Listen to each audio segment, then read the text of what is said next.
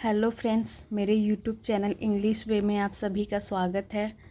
तो चलिए देखते हैं आज की स्टोरी, जिसका टाइटल है the old man and his grandson. तो स्टोरी आपको बहुत अच्छी लगने वाली है, लास्ट तक ज़रूर देखें। लॉन्ग अगो, इसका मतलब हो गया बहुत समय पहले। एन ओल्ड मैन यानी कि एक बूढ़ा आदमी। तो सबसे पहले मैं इस टाइटल का मतलब समझा दूँ। इसका मतलब है the old man and his grandson, यानी कि बूढ़ा आदमी और हिज ग्रैंडसन यानी कि उसका पोता। तो चलिए देखते हैं स्टोरी। शॉर्ट स्टोरी है बट स्टोरी आपको सच में अच्छी लगने वाली है और यह एक मोरल स्टोरी है। लॉन्ग अगो यानी कि बहुत समय पहले। एन ओल्ड मैन एक बूढ़ा आदमी। लिव्ड रहता था। विथ हिज सन यानी कि अपने बेटे के साथ। एक बूढ़ा आदमी लिव्ड यानी रहता था विथ हिज सन, अपने बेटे के साथ। The son's wife and their child. The son's wife इसका मतलब हो गया कि बेटे की पत्नी, यहाँ पे अपोस्ट्रोफी ऐसे यानी बेटे की पत्नी और देयर चाइल्ड यानी उनके बच्चे। तो इसका मतलब हो गया कि अपने बेटे, बहू और अपने पोते के साथ, उनके बच्चे यानी कि अपने पोते के साथ वो रहते थे। एक बूढ़ा व्यक्ति। The man's eyesight and hearing were poor. Man's eyesight यानी जो आदमी की आई साइट का मतलब होता है आँख की रोशनी, यानी आदमी की आँख की रोशनी, और हेयरिंग वर पुअर यानी हेयरिंग का मतलब हो गया कि सुनने की क्षमता, और देखने की आई साइट यानी कि देखने की रोशनी जो थी, दृष्टि, वो क्या थी, वर पुअर यानी कि कमज़ोर थी। तो यहाँ पुअर का मतलब गरीब नहीं हुआ, यहाँ पुअर का मतलब हो गया कि कमज़ोर थी, उनकी देखने की और सुनने की जो क्षमता थी तो वो कमज़ोर थी। And his knees trembled due to age. और एंड यानी कि और हिज नीज यानी कि उनके घुटने। ट्रेम्बल्ड यानी कि कांपते थे। ड्यू टू एज यानी कि उम्र के कारण। ड्यू टू यानी कि कारण, एज के कारण यानी उनकी उम्र हो चुकी थी, जिसके वजह से जो उनका दोनों घुटना जो था वो कांपता था। So he found it difficult to hold things properly. So इसीलिए ही फाउंड इट डिफ़िकल्ट यानी कि इसका मतलब हो गया कि उनके लिए बहुत ही यह डिफ़िकल्ट था, मुश्किल था। टू होल्ड यानी कि पकड़ना, थिंग्स यानी चीज़ों को, प्रॉपरली यानी ठीक से, पूरी तरीके से। तो उनके लिए कोई भी चीज़ को पकड़ना ठीक से बहुत ही मुश्किल था। टू होल्ड यहाँ पे ये हो गया हमारा टू के साथ वर्ब की बेस फॉर्म इन्फिनिटिव हो गया, और ही प्रीपोजिशन हो गया, सॉरी यहाँ पे ही प्रोनाउन हो गया, यानी कि उन बुजुर्ग व्यक्ति के लिए यूज किया गया है। प्रॉपरली यहाँ पे एक एडवर्ब हो गया। तो कोई भी चीज़ को पकड़ना उनके लिए क्या था, मुश्किल था। And he often spilled his soup at dinner. और ही ऑफन यानी कि वह अक्सर, स्पिल्ड हिज सूप यानी कि वो अपना सूप को क्या करते थे, गिरा देते थे। एट डिनर यानी कि रात के भोजन में, डिनर में वो अपना सूप गिरा देते थे। ऑफन का मतलब होगा अक्सर, और यहाँ पे स्पिल का सेकेंड फॉर्म स्पिल्ड का यूज किया गया है, यानी कि वो गिरा देते थे। तो कोई भी लिक्विड चीज़ जिस गिरा देते हैं तो उसके लिए हम स्पिल का यूज करते हैं, और उसकी सेकेंड फॉर्म स्पिल्ड हो गई। तो अपना क्या करते थे, हिज सूप यानी अपना सूप को डिनर में, यानी कि रात के भोजन में जब वो सूप लेते थे तो वो गिरा देते थे।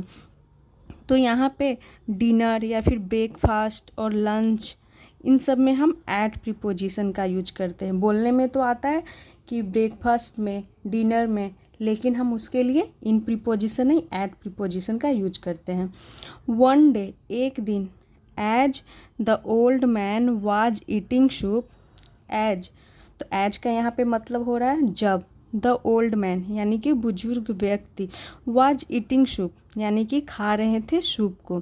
तो ये हमारा पास्ट कंटिन्यूअस में यूज किया गया है कि जब old man was eating soup, soup को खा रहे थे। ही ड्रॉप्ड द चाइना बोल and broke it. He dropped उन्होंने गिरा दी, द चाइना बोल यानी चाइना बोल को गिरा दी, एंड ब्रोक इट, और उसे तोड़ दी। तो चाइना बोल का मतलब हो गया चीनी मिट्टी के बर्तन, एंड ब्रोक इट, और उसे तोड़ दी। तो इट यहाँ पे उस बोल के लिए यूज किया गया है। तो एक दिन जब वो खा रहे थे तो उन्होंने बॉल को, चाइना बोल को उन्होंने गिरा दी और तोड़ दी। The son and his wife were disgusted at the behaviour. The son and his wife यानी कि उनका जो बेटा था और उनकी पत्नी, were disgusted at the behaviour. Behaviour का मतलब होगा व्यवहार, डिस्गस्टेड का मतलब होगा कि जो उनका बेटा, उनकी पत्नी, उनके व्यवहार पे क्या हुआ, डिस्गस्टेड यानी कि उन्हें बुरा लगा, ख़राब लगा। एट द बिहेवियर यानी कि इस बिहेवियर पर, जब उन्होंने गिरा दी और जो बॉल था चाइना बॉल वो टूट गया, तो इस पे उन्हें बहुत ही ख़राब लगा, घृणा हुई। एक तरह से बोल सकते हैं डिस्गस्टेड का मतलब कि उन्हें इस चीज़ से घृणा हुई। द नेक्स्ट टाइम ऑनवर्ड्स, इसका मतलब होगा कि अगली बार से, the old man was made to sit in the corner of a room. The old man was made to sit, यानी इसका मतलब होगा कि उस बुजुर्ग व्यक्ति को वाज मेड टू सिट यानी बैठाया गया।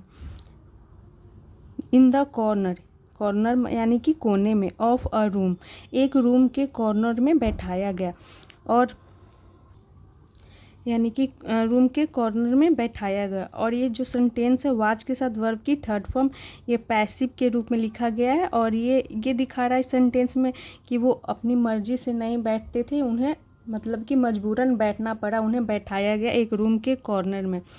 And was given food in a wooden ball, and और वाज गिवन फूड यानी कि दिया गया। तो ये सेंटेंस जो हमारा है पास्ट इंडिफिनिट की पैसिव में है, पैसिव वॉइस में लिखी गई है। वाज गिवन, वाज के साथ यहाँ पर भी वर्ब की थर्ड फॉर्म का यूज किया गया है। तो वाज गिवन फूड यानी कि भोजन दिया गया in a wooden bowl. Wooden bowl का मतलब हो गया कि एक लकड़ी के प्याले में। The old man was sad but said nothing. The old man was sad यानी कि जो बुजुर्ग व्यक्ति थे वो सैड थे, उदास थे, बट लेकिन सेड नथिंग यानी कि कुछ भी नहीं कहा। द ग्रैंडसन यानी कि पोता, observed everything but he too said nothing. The grandson यानी जो पोता था, ऑब्जर्व्ड यानी उसने ऑब्जर्व किया, चीज़ों को देखा, एवरीथिंग यानी कि सारा कुछ, but he too said nothing लेकिन वह भी, टू यानी यहाँ पे भी का सेंस दे रहा है, वह भी सेड नथिंग, नथिंग यानी कुछ भी नहीं कहा। वन डे एक दिन, the boys parents found him carving a wooden ball. एक दिन द बॉयज़ पेरेंट यानी उस लड़के के माता पिता, फाउंड हिम यानी कि पाया, हिम उसे, तो लड़के के जो माता पिता थे हिम यानी कि उसे, उस लड़के को पाए। कार्विंग, कार्विंग का मतलब हो गया तराशते हुए या फिर बनाते हुए। और वुडन बॉल एक लकड़ी के प्याला बनाते हुए उसके माता पिता ने उस लड़के को पाए। Surprised his father asked him, surprised यानी इसका मतलब हो गया कि हैरान होकर के। हिज फादर उसके पिता, आस्क्ड हिम उससे पूछे, हिम यानी उस लड़के से पूछे, आस्क की सेकेंड फॉर्म आस्क्ड हो गई और हिम प्रोनाउन यूज किया गया है उस लड़के के लिए, उस लड़के से पूछे। What he was doing, what यानी कि क्या, ही वाज डूइंग वह क्या बना रहा है। The child promptly answered, the child तो यहाँ पे प्रॉम्प्टली हो गया, यहाँ पे टी साइलेंट होता है, इसे पढ़ेंगे प्रॉम्प्टली, प्रॉम्प्टली आंसर्ड यानी कि द चाइल्ड उस बच्चे ने, प्रॉम्प्टली का मतलब हो गया तत्काल, तुरंत, उसने तत्काल आंसर दिया यानी उत्तर दिया। आई एम मेकिंग अ बॉल, मैं बना रहा हूँ एक बॉल, और ये प्रेजेंट कंटिन्यूअस में सेंटेंस है। आई एम मेकिंग अ बॉल, मैं एक बॉल बना रहा हूँ। फॉर यू यानी आपके लिए, टू ईट यानी खाने के लिए, out of when you are old. तो देखिए यहाँ पर मेन इसका मतलब है कि I am making a ball, मैं एक बॉल बना रहा हूँ, फॉर यू आपके लिए, टू ईट खाने के लिए, out of when you are old इसका मतलब होगा, out of when you are old का मतलब होगा कि जब व्हेन यू आर ओल्ड, जब आप बूढ़े होगे, आउट ऑफ यानी कि एक समय के बाद जब आप बूढ़े होगे तो आप यानी कि I am making a ball, मैं बॉल बना रहा हूँ कि जब एक समय के बाद आप बूढ़े होगे तो आप यू टू ईट यानी कि आप खा सकोगे। तो देखिए वो लड़का क्या पूछता है कि मैं एक बॉल बना रहा हूँ कि जब आप बूढ़े होगे तो इसमें खा सकोगे।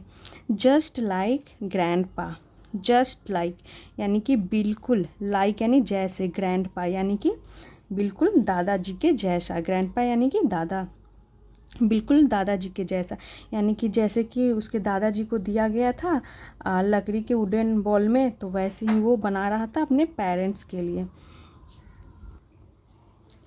जस्ट लाइक ग्रैंडपा यानी कि बिल्कुल दादाजी के जैसा।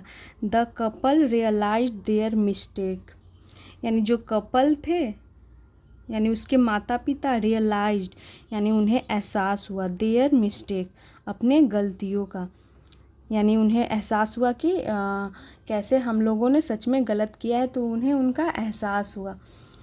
दे apologised to the old man and brought him back, they apologised यानी कि उन्होंने माफ़ी मांगी। दे प्रोनाउन किया गया है यूज क्योंकि उनके माता पिता के लिए दो है, प्लूरल है, इसलिए दे प्रोनाउन यूज किया गया है। अपोलोजाइज्ड यानी कि माफ़ी मांगी, टू द ओल्ड मैन यानी कि बुजुर्ग व्यक्ति से यानी कि अपने पिता से, एंड ब्रॉट हिम बैक यानी कि उन्हें, ब्रॉट यानी लाए, ब्रिंग की सेकेंड फॉर्म ब्रॉट हो गई, बैक यानी वापस, उन्हें वापस लाएं, टू द टेबल यानी कि टेबल पे उन्हें वापस लाएं, टू ईट यानी खाने के लिए। तो वो क्या अलग एक कोने में जगह दे दिए थे, तो इसीलिए उन्हें रियलाइज्ड हुआ अपनी गलतियों का, तो वो वापस अपने टेबल पे लेकर आते हैं टू ईट खाने के लिए। Using the good China balls, using यानी कि इस्तेमाल करके, द गुड चाइना बॉल्स यानी कि अच्छे चीनी मिट्टी के बर्तनों का यूज करके, बॉल्स का यूज करके, बॉल्स यानी कि प्याला, चीनी मिट्टी के प्याला का यूज करके वो अच्छे बर्तनों का यूज किए और उन्हें अपने साथ में ले आए क्योंकि उन्हें अपने गलतियों का एहसास हुआ। यहाँ पर देख सकते हैं ये है ग्रैंडपा है जो कि एक कोने में बैठे हुए हैं, और ये इस बच्चे का पेरेंट्स, और ये है। तो ये थी छोटी सी स्टोरी, बट मोरल स्टोरी थी कि हम जैसे अपने बुजुर्गों के साथ करेंगे तो बच्चे भी हमारे वैसा ही करेंगे। हमें इस स्टोरी से यही मोरल मिलती है कि हमें अपने बड़ों के साथ अच्छा व्यवहार करना चाहिए ताकि हमारे बच्चे भी हमारे साथ वैसा ही व्यवहार करें, अच्छा व्यवहार करें। तो ये थी शॉर्ट स्टोरी। आई होप आप लोगों को अच्छी लगी हो। तो ऐसे ही और वीडियोस देखने के लिए मेरे चैनल को सब्सक्राइब करें और वीडियो को लाइक करें। Thanks for watching.